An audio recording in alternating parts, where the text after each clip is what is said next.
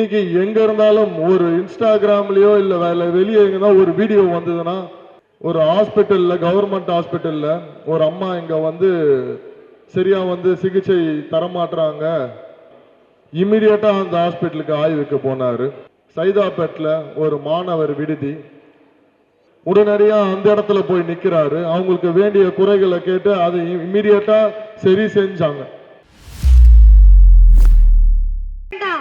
தர்மம் தயங்காது, தர்மம் கலங்காது, என் கடன் மக்கள் பணி செய்து கொண்டே இருப்பது என்று தொடர்ந்து அரசு பணிகள் காலி இடங்களை நிரப்புவதில் தன்னுடைய கவனத்தையும், முன்னாள் படை வீரர்களினுடைய குடும்பத்திற்கு வீர மரியாதையுடன் அவர்களுக்கு தேவையான உதவிகளை எடுத்து செய்வதிலும், தாம்பரம் தொகுதி மேம்பாட்டிற்காகவும் கிரீன் தாம்பரம், அதாவது எக்கோ ஃப்ரெண்ட்லி தாம்பரத்தை உருவாக்க வேண்டும், ஸ்மார்ட் தாம்பரத்தை உருவாக்க வேண்டும் என்று ஒவ்வொரு பணிகளிலும் தன்னுடைய கவனத்தை செலுத்திக் கொண்டு மிகச் சிறப்பாக செயல்பட்டுக் கொண்டிருக்கக்கூடிய மாண்புமிகு மனிதவள மேலாண்மை துறை அமைச்சர், தமிழக வெற்றி கழகத்தினுடைய செங்கல்பட்டு மாவட்ட பொறுப்பு அமைச்சர், மரியாதைக்குரிய திரு சரத் என்கின்ற சரத்குமார் அவர்கள் இதோ உங்கள் முன்னால் வாழ்த்துரை வழங்க வருகிறார்.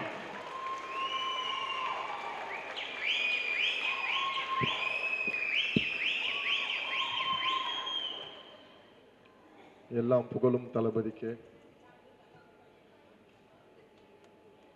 தமிழகத்தின் நிரந்தர முதலமைச்சர் அவர்களுடைய வாழ்த்துக்களோடும், தமிழக வெற்றி கழகத்தின் பொதுச் செயலாளர் மாண்புமிகு அமைச்சர் என் ஆனந்தண்ணன் அவர்களுடைய வாழ்த்துக்களோடு, தமிழக வெற்றி கழகத்தில் காமராஜர் அவர்களின் வம்சாவளி பேத்தியாக இருக்கும் மஞ்சு பிரியா மேம் அவர்கள் மட்டுமல்ல, அவருடன் சேர்ந்து இணைந்திருக்கும் அனைத்து நல்ல உள்ளங்களுக்கும் நேரத்தில் என்னுடைய வாழ்த்துக்களையும் பாராட்டுகளையும் என்ன தெரிவிச்சுக்கிறேன்.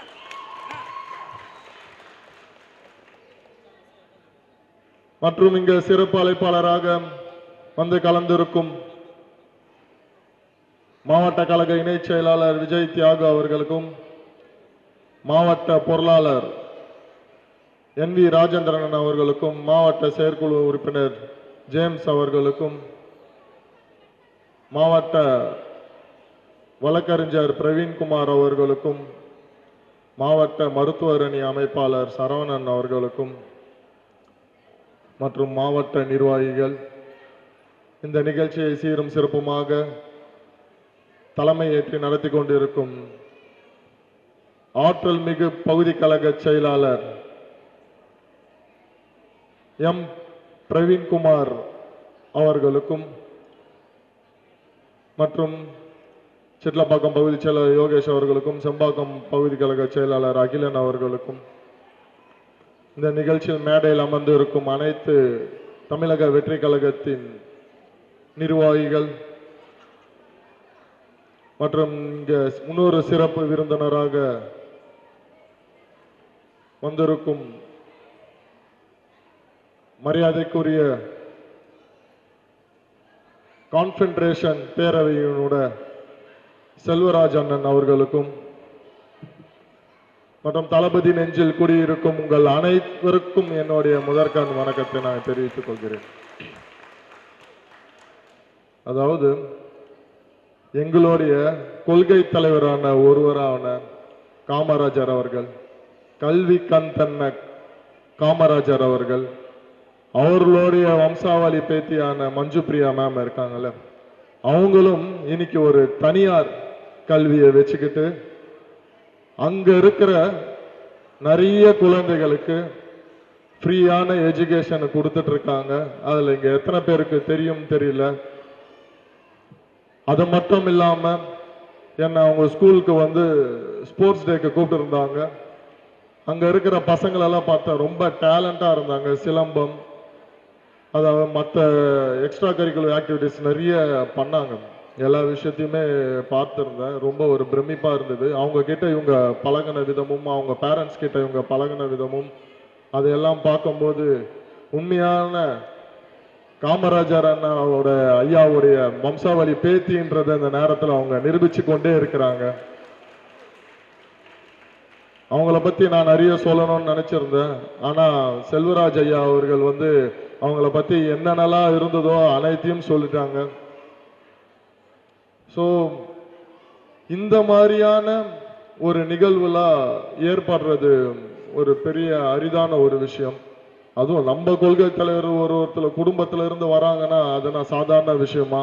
ஆனா அவங்க பாட்டுக்கு சைலண்டா அவங்களோட ஒர்க் எல்லாம் பார்த்துக்கிட்டு இன்னைக்கும் நிறைய பேருக்கு நிறைய உதவிகளை செஞ்சிட்டு இருக்காங்க. இந்நேரத்தில் அவங்க எங்க தமிழக வெற்றி கழகத்தில் இணைஞ்சதுக்கு மிகப்பெரிய நன்றிகளையும் பாராட்டுகளையும் தெரிவிச்சுக்கிறோம்.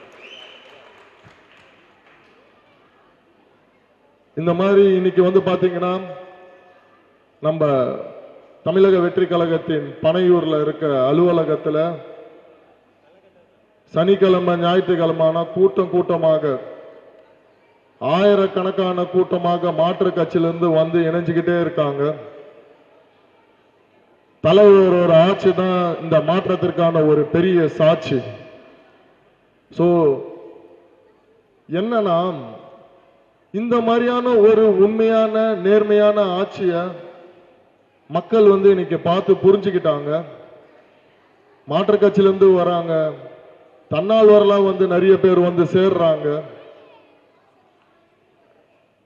எப்படிடா இந்த ஆட்சியை வீழ்த்தலாம்னு சொல்லிட்டு இன்னைக்கும் திமுக என்னென்னலாம் குறைகளை கண்டுபிடிக்க முடியுமோ ஒண்ணுமே இல்லாத விஷயத்தை எப்படிடா பூகம்பம் மாதிரி கலப்பி விடலான்ட்டு என்னென்னமோ பண்ணி பார்த்துட்டு இருக்காங்க. தலைவர் அவர்கள் வந்த உடனே முதல் கையெழுத்தாக 200 யூனிட் இலவசம்னாரு. அடுத்ததாக மக்களுக்கு பாதிக்கும் இடத்துல இருக்கிற 717 ஒயின் ஷாப்பை இமிடியேட்டா மூடினாரு. சிங்கப்பெண் படை திட்டத்தை அறிவிச்சாரு. இன்னைக்கு எங்க இருந்தாலும் ஒரு இன்ஸ்டாகிராம்லயோ இல்ல வெளியே எங்கன்னா ஒரு வீடியோ வந்ததுன்னா உடனடியாக அந்த இடத்துல ஒரு ஆய்வை மேற்கொண்டுறாரு. ஒரு ஹாஸ்பிட்டல்ல, கவர்மெண்ட் ஹாஸ்பிட்டல்ல ஒரு அம்மா இங்க சரியா சிகிச்சை தரமாட்டுறாங்க, இந்த மாதிரி எல்லாம் இருக்குன்னு ஒரு வீடியோ எடுத்து போட்டாங்க. இமிடியேட்டா அந்த ஹாஸ்பிட்டலுக்கு ஆய்வுக்கு போனாரு. நேத்து சைதாப்பேட்ல ஒரு மாணவர் விடுதி, அந்த மாணவர் விடுதியில சரியான உணவு இல்ல, சரியா சுகாதாரமா இல்லைன்ற ஒரு விஷயத்தை கேள்விப்பட்டு உடனடியா அந்த இடத்துல போய் நிக்கிறாரு. அவங்களுக்கு வேண்டிய குறைகளை கேட்டு அதை இம்மிடியட்டா சரி செஞ்சாங்க. நேத்து பாத்தீங்கன்னா ஒரு கிரவுண்ட் ஓபன் பண்ணணும், ரொம்ப நாளா இருக்கு, ஓபன் பண்ணலான்றாங்க, உடனே ஓபன் பண்ணாங்க. இன்னைக்கு அங்க மாணவர்கள் விளையாடிட்டு இருக்காங்க. இதுதான் மாற்றம், இதுதான் உண்மையான ஒரு அரசியல் மாற்றம், இதுதான் மக்களுடைய ஆட்சி, இதுதான் ஒரு மனிதனோட ஆட்சி. இங்க என்ன பண்றதுன்னே தெரியல. எதிர்கட்சிகளா எப்படியா ஒரு வீழ்த்திடணும், 6 மாசத்துல ஒரு கவிழ்த்திடணும், என்னென்னமோ திட்டம் போட்டுட்டு இருக்காங்க. ஏன் நம்ம தலைவர் அவர்களை ஒரு பணம் கொடுத்தாங்க, கிட்டத்தட்ட 35% வாக்குக்கு மேல இந்த தமிழ்நாட்டு மக்கள் அவருக்கு செலுத்திருக்காங்கன்னா அது அவர் மேல இருக்க அன்பும் பாசமும் ஒரு நேர்மையான ஆட்சியை கொடுப்பாருன்னா. இன்னைக்கு ஒரு இடத்துல ஊழல் கிடையாதுங்க, ஒரு இடத்துல இல்ல. இதுக்கு முன்னாடி நிகழ்ச்சி ஆரம்பிக்கும் போது அண்ணன் ரசூல் மேஸ்திரி வந்திருப்பாங்க, பார்த்திருப்பீங்க. இந்த மண்டபம்லாம் அவரோட ஏற்பாடுல தான் கட்டப்பட்டது. அன்னைக்கு நான் அவர்கிட்ட சொன்னேன், ஒரு கிளீன் தாம்பரத்தை உருவாக்கும், கரப்ஷன் இல்லாத ஒரு தாம்பரத்தை உருவாக்கும்ட்டு. இன்னைக்கு கரப்ஷன் இல்லாத ஒரு தமிழ்நாட்டையும் தலைவர் அவர்கள் உருவாக்குனாரு. இப்ப அவர்கிட்ட கேட்டேன், எப்படி நான் இருந்தது இந்த ஒரு 60 நாள் ஆட்சி, கரப்ஷன் நடக்குதான்னு.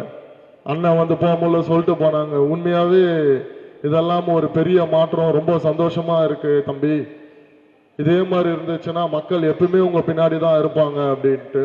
அதெல்லாம் இன்னைக்கு அவர் பண்ணவே முடியாதுன்னாரு. இன்னைக்கு அவர் வாயாலேயே ஒரு வார்த்தை வருதுன்னா அதுதான் தமிழக வெற்றி கழகத்தின் தலைவர் அவர்கள் ஜோசப் விஜய் அவர்கள்.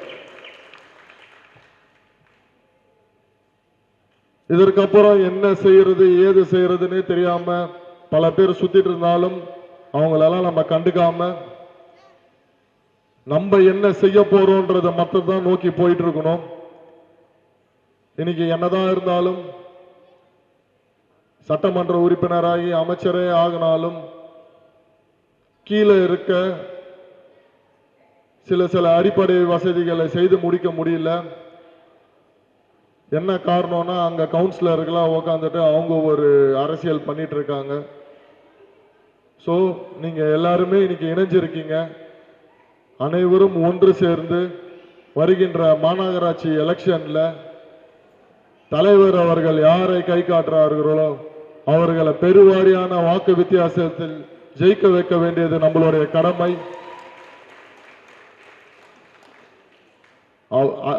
தலைவர் அவர்கள் முதலமைச்சராக ஆயிட்டாங்க. ஆனா அவருக்கு இவ்வளவு உழைக்கிறாரு, இவ்வளவு செய்யறாரு. அப்படி இருக்கும்போது நம்ம அவருக்கு திருப்பி செய்ய வேண்டிய கடமைகள் இதுதான். ஏன்னா அப்பதான் நம்ம மக்களுக்கு முறையாக வரி பணமாக இருந்தாலும் சரி, அவங்களுக்கு செய்ய வேண்டிய எந்த ஒரு விஷயமாக இருந்தாலும் சரி, அது முழுமையாக போய் சேரும். அதனால நீங்க எல்லாரும் சேர்ந்து வருகின்ற காலத்தில் ஒற்றுமையாக செயல்படுங்க. தமிழக வெற்றி கழகத்தில் இணைஞ்சிட்டோம், நம்மளுக்கு எப்படி இருக்கும் ஏது இருக்கும்லாம் நினைக்காதீங்க. உங்க வீட்டில் இருக்கிற ஒரு ஆள் போலதான் இங்க அத்தனை பேருமே நாங்க பழகுவோம். அதனால எந்த ஒரு குறை நிறை இருந்தாலும் நீங்க சொல்லுங்க, நம்ம அதை சரி செஞ்சு அதை நல்ல முறையில் ஒரு மக்கள் சேவையாக உருவாக்கி நம்ம செய்யலான்றதையும் அந்த நேரத்தில் தெரிவித்து கொண்டு எனக்கு இந்த வாய்ப்பினை அளித்த அனைத்து நல்ல உள்ளங்களுக்கும் நன்றி கூறி விடைபெறுகிறேன். நன்றி, வணக்கம்.